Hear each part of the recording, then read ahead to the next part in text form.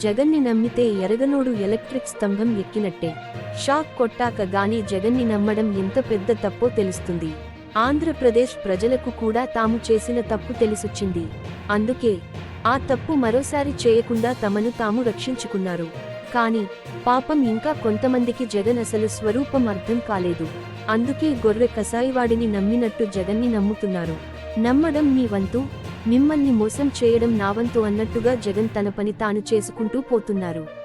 ఇప్పుడు లేటెస్ట్ గా జగన్ చేతిలో దారుణంగా మోసపోయింది ఎవరయ్యా అంటే వినుకొండలో హత్యకి గురైన రషీద్ కుటుంబ సభ్యులు.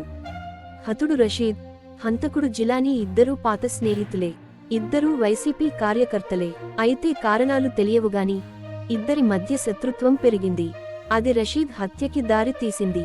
ఇది పూర్తిగా వ్యక్తిగత కక్షల వల్ల జరిగిన హత్య అని పోలీసుల దర్యాప్తులో కూడా తేలింది. రషీద్కి, జిలానీకి వ్యక్తిగత కక్షలు ఎప్పటినుంచో ఉన్నాయని రషీద్ కుటుంబానికి కూడా తెలుసు.